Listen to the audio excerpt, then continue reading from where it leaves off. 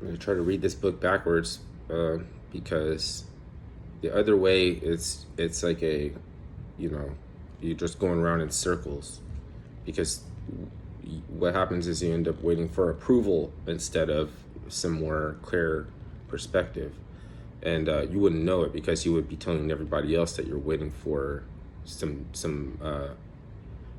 emerging information, some facts, and then you'll make decisions. But when my boss told me that, it was not hard for me to change his mind, like basically turn that stuff all around. And he didn't fire me, but later on after I quit, when I walk by him, he just keeps his head down. He doesn't talk to me. He got skinny. He looks like he's on crack. He's going gray hair. Like, I don't know, with all this stuff happened in like the last couple years. I gotta read this book backwards though, okay? Because we're trying to like look at something for what it is, and then we keep getting reoriented with cavemen, and we only didn't have this until 13,000 years ago. This didn't exist and that didn't exist until 13. But wait a minute though. Because how are you going to talk about Cappadocia and Bangkor Watson discovered that they had a bustling metropolis with millions of people before there was a rainforest there, before it was jungle? And then we're just gonna, okay.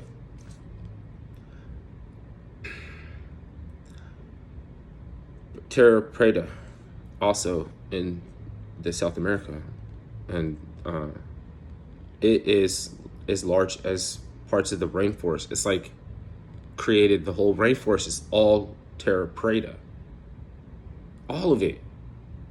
And if you go back before then, okay, so then if they created the rainforest, then what was there before? Well, there was up here, see?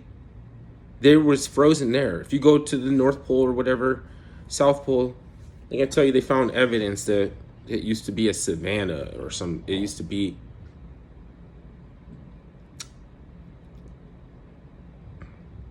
The thing is, the savanna is also created by humans, because Sumerian and Akkadian came together from the mountains, and from the flood where the deluge pushed, they came together and they made Mesopotamia, right?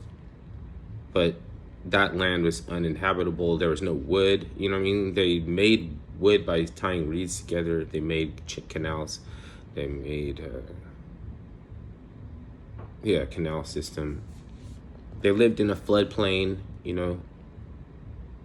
Why would you choose to live in a floodplain unless the floodplain is your home? You know what I mean? But it wasn't, to a point where the ocean came in. Ooh, scary, you know what I mean? And they moved. Then there's also some etymology that's unexplainable, that is describing something great and terrible that happened in other civilizations that don't have the same pantheon of gods that they do in Sumeria, to describe the deluge. It just said something terrible. It was just something terrible. And then it was like a pronunciation or a sounding word, you know, like a syllable, like Anu. Like, that doesn't translate to me as anything terrible. Like, you know what I mean? I would be like, oh, that's cool. That's your heritage. Anu's a great, wonderful deity. You should be happy to derive the mythology and the mathematics that we got time and everything, because check it out, the numerological system of 60 minutes and 12 hours comes from the breakdown of 1, 2, 3, 4, 5, 6, 7, 8, 9, 10, 11, 12. So they were using their thumb to count the digits in between their fingers. That's why there's 12 and multiples, like 60. So you're counting 1, 2, 3, 4, 5, and then you get 60. Multiplication. The first multiplication tables were on Sumerian clay tablets, right? But we had to invade Baghdad for arbitrary reasons than what we really want to know. and it comes down to something that it's like a language, a frequency language, that's something that they know is deeper embedded in your brain. How it formed has something to do, and also those religious systems that started in that area that are all tied together. Okay, you can call them religious systems. That's not really what, like, a religious system just means how you perform absolution, to how you enact the cleanse, and then you're spiritually rejuvenated by the bringing on of a cleansing. So without that, I mean, I don't know, these crazies will start talking about solutions or something. The problem of perfection is absolution. That's why we make solutions, but that's alchemy. Like chemicals, you know, like even in just like holistics, it's not really chemicals, it's like a trace element of something that's an essence of something that would be heavy metal or a corrosive agent or something toxic that in small amounts could be used to affect your physiology in a way your polarity can get back into alignment. It's like an elimination diet. But we're gonna act like we don't know this because we have a word for a problem of something we don't know. What was the most recent one? Was that? Oh yeah, they came up with a word for a problem we don't know in regards to Mesopotamia and the South America, and also the word magic, because it's not until you stop using any magic that you can experience living richly. You always lose something if you use magic. So the Taoism, the Tao, is a system that ends up getting attributed with magic, and because it works. Isn't that weird? If magic is the only thing that doesn't work, you know what I mean, or doesn't work the way you want it to, then why call a system that works a magical system? But that's how we do, though.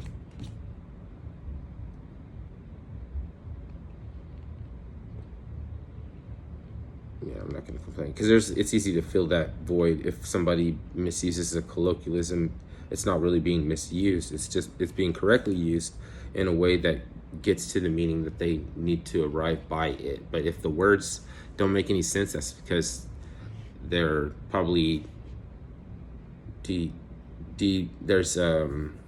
been broken down, and then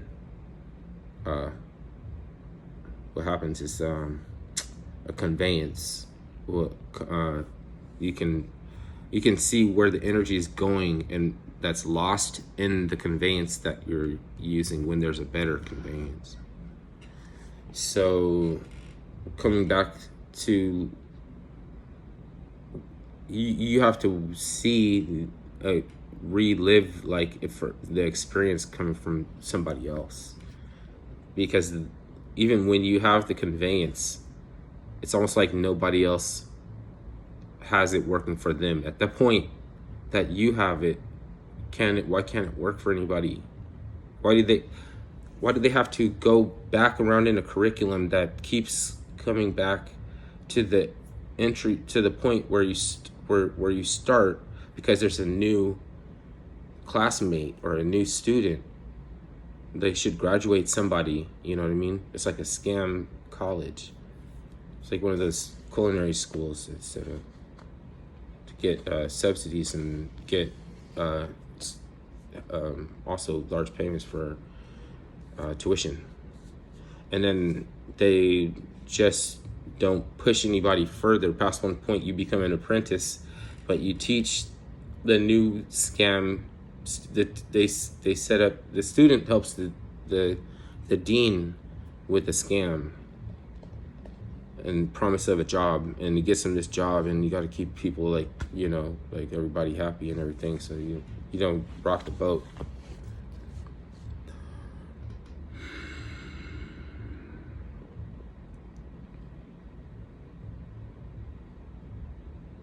This is about expression and the means by which people enact the cleanse. That's why they have this rush. You got to rush to get a vaccine. You never would have done it before. It's this one time only. It's special scamdemic reason that you can break your rule that you would never break.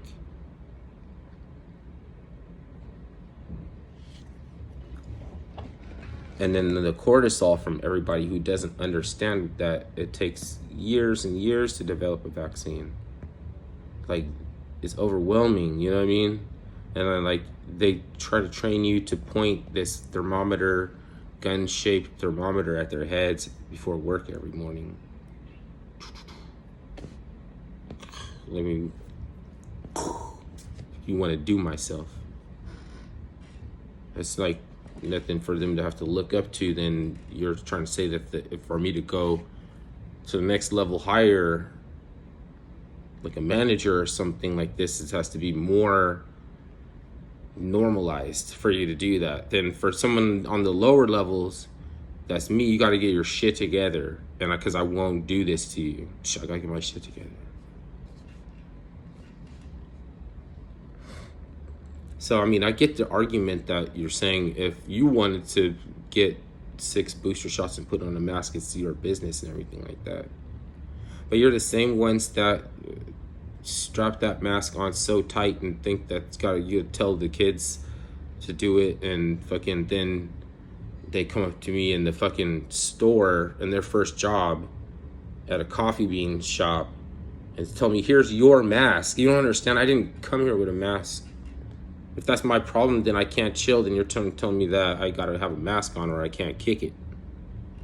Fine, shit. It's just a fucking dirty experience that they gotta put you through. But then for them to see later on that you guys were not doing your due diligence because you were pooling germs with this dirty rag that you keep suffocating yourself with, and it's the perfect climate for pooling germs. They grow faster there than you say, oh, I changed it frequently, but it only takes like a couple hours.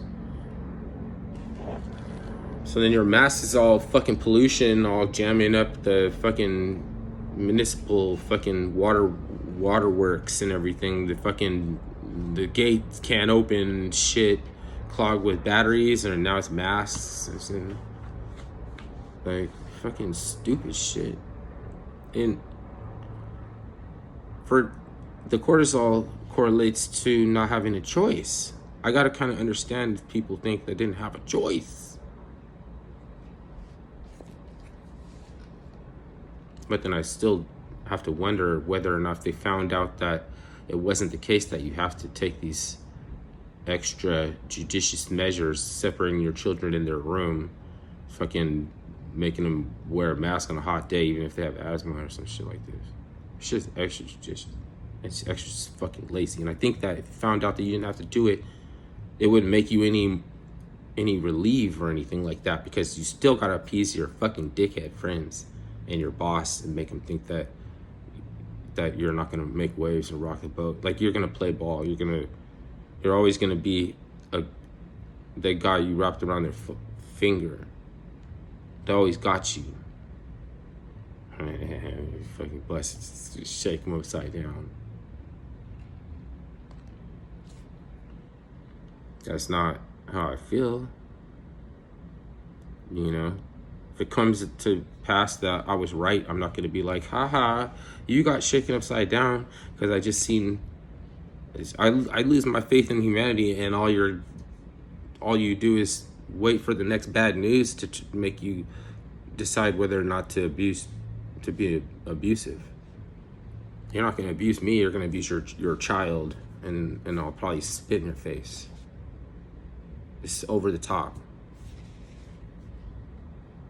Because I know people who are that have a brain that are the same age as me, that remember the same past and have the same even classical education, or have the same precepts, the same fucking we have, you don't even need to have common ground with motherfuckers apparently, because even with some shared terms and some common ground, still can't get anywhere with them. As far as the belief in humanity, you're gonna lose that. You might survive.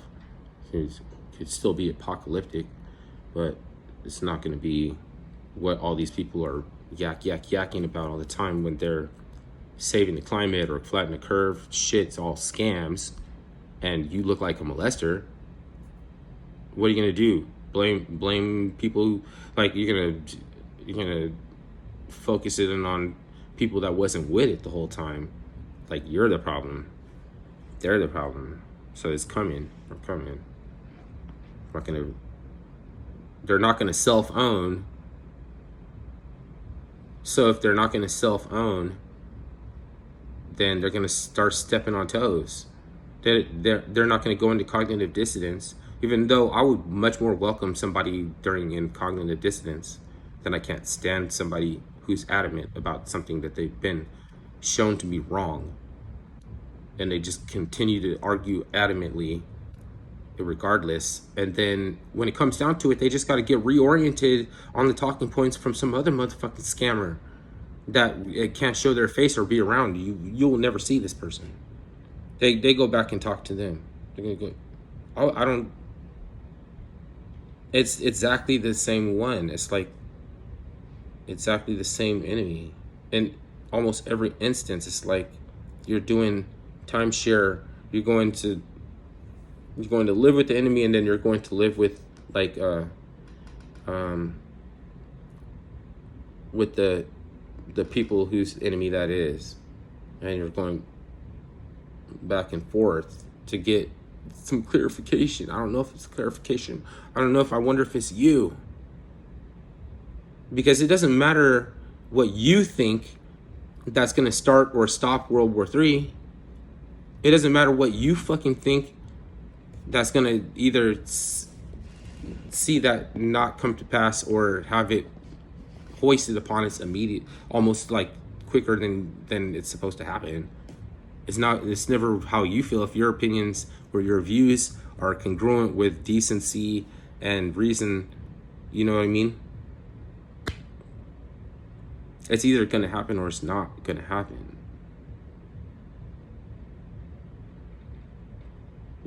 I would say that we're headed that way unmistakably, but there's still a chance that it's not going to happen. It's not, oh, you must want this, or you must like that, or you must like this. Because right now, the people that are going to come at you with this, like that, are the ones that are saying, oh, we gotta support more Ukraine. We gotta flatten the curve. You gotta take booster. You must wanna fucking sell baby parts out the back of the fucking, we like, it's just fascist. Like Margaret Sanger. That's her. That's you. How much degrees of separation you need? Your possession level. You're like possessed by the bitch. Possessed by the bitch, and you want to still be part of the family too. So you can go and live with you and come back and fucking do our own thing and try to build, even when your partner over there is sabotaging and is praying every day that we fall, telling everybody the fetus, like messaging and you're lesser than a slime, a coward, like, you know what I mean? I had to take that shit up for so long from somebody telling us that you ain't shit. Yeah, you're gonna be a drug dealer. Your sister's she's gonna be a sex worker. It's just gonna be like just all negative shit. Now, if I want to just say that you're a slimy ass nigga, fuck you. Go kill yourself. I hope my mom fucking drops you off underneath a bridge to figure out how you're gonna hegemonize with those dick suckers under what bridge? Why the fuck? Why would I care fuck about you at all? We never mattered to you at all. We was always never nothing to you in anyways. How much example do you need than somebody telling you fucking, you know, all fuck it, I don't even want to go there anymore. I mean, let this nigga die in his sleep or some shit like this. Why can't I wish the death on that nigga anyways? Why not? It's been he chiseled the words cunt in my fucking in my brain, and you don't even want to use the word and shit. I should move to Scotland where it's okay to say cunt all the time. I don't say cunt. He does. One time, if I get so flustered or something, that I just think it's gonna feel different if I say a cuss word or swear and you say cunt. It's not directed at anybody. You know what I mean?